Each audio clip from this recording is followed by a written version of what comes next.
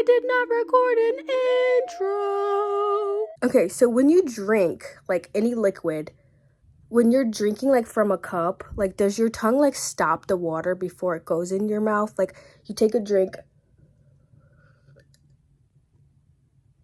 and then your tongue, like, stops the water like that. Does anyone else do that? When you drink out of a cup, where do you look? Like, is it weirder to close your eyes, or is it weirder to keep your eyes open?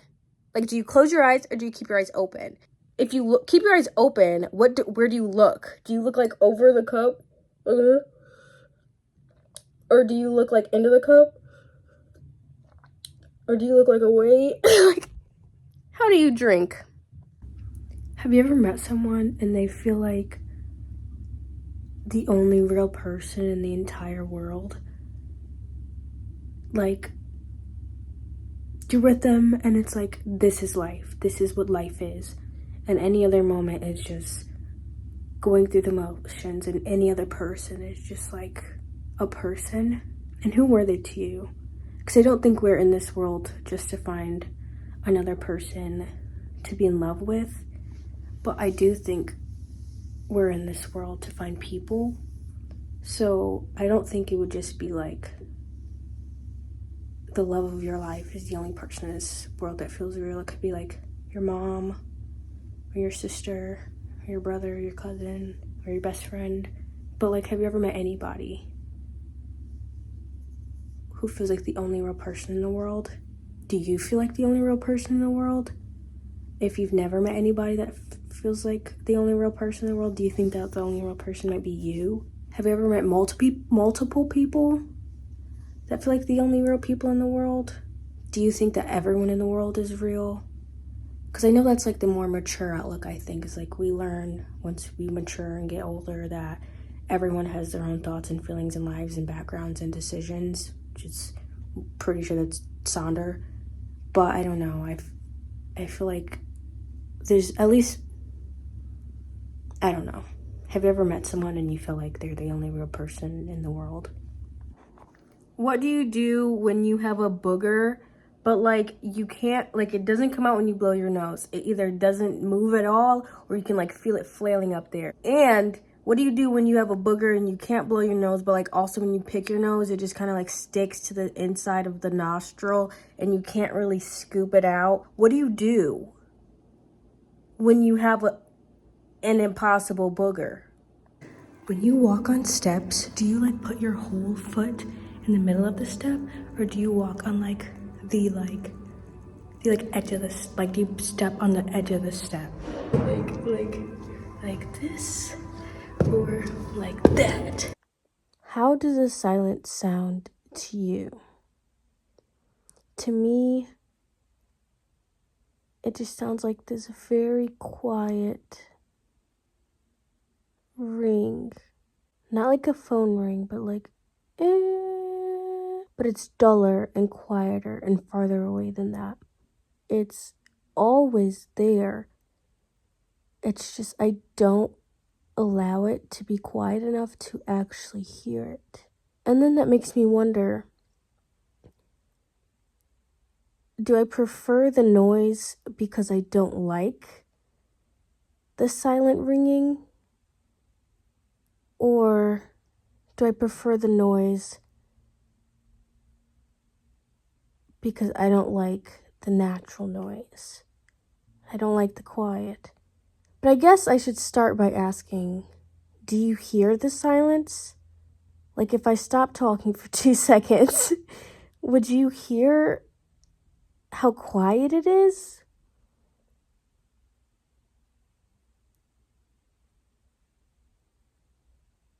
I can always hear it, and I don't think I like it. I guess it's comforting that it's always here, but it makes me wonder where it's coming from, or what it is. It could be from blasting sound in my ears for a large portion of my life at large volumes. But then that makes me wonder, like, would the silence still have a sound if my ears weren't potentially damaged? And then that makes me think that Have I already done so much damage that I will never experience true silence? It sounds like a headache. Like the silence, it sounds like what a headache feels like. Not like a migraine, not like that murderous pain, but like it sounds like a headache. Like how headaches are, like it just seems like it's going to be there forever. And how it's this kind of pain that you can't really pinpoint, but it's there. It's entirely there, and it's uncomfortable, and it feels impossible, and it seems like it's coming from nowhere in particular. And that's what silence sounds like to me. It's even there as I'm speaking right now. And I think I'm speaking because I don't want to hear it, because it's strange. And is it strange because it's actually strange, or is it strange because I don't allow myself to hear it? So I guess that makes me even more curious of what silence sounds like to you, or if you hear silence at all. And if you don't hear silence, what is it like to hear nothing at all?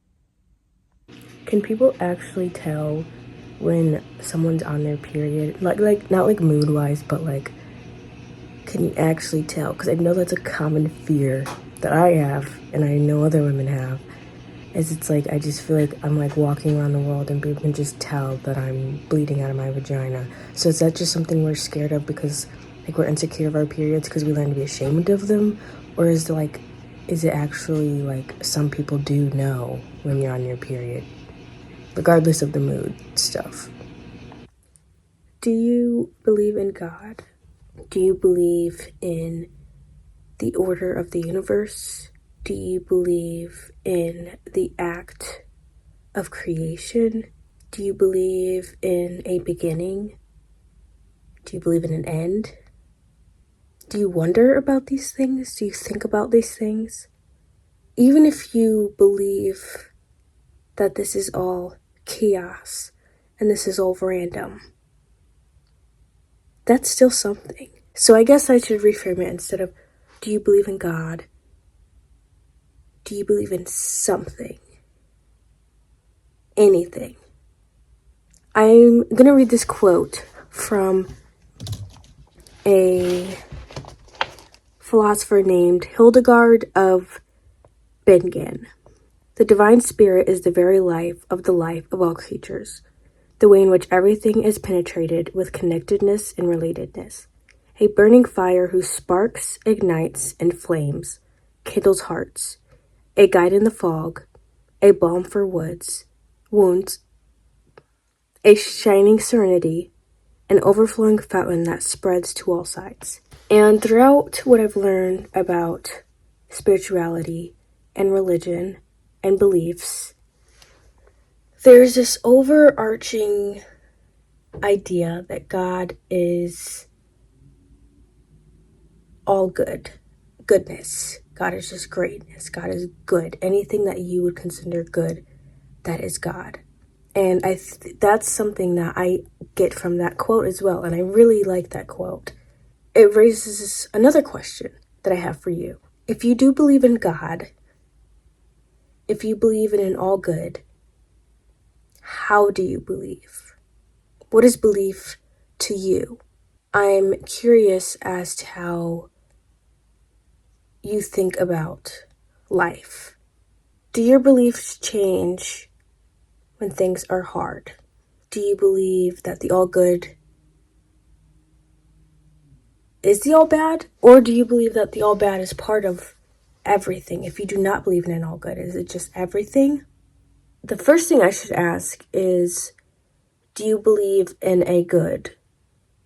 And do you believe in a bad? Are those concepts that we created? Or do you believe that those are concepts that we discovered and are actively discovering? As a human being myself, I would say they are concepts that I am discovering. And I'm having a hard time structuring these questions because these are new thought processes to me. So that's what I'm asking, because I want to know if you believe in anything. Do you believe in God? Do you believe in life? Do you believe in everything?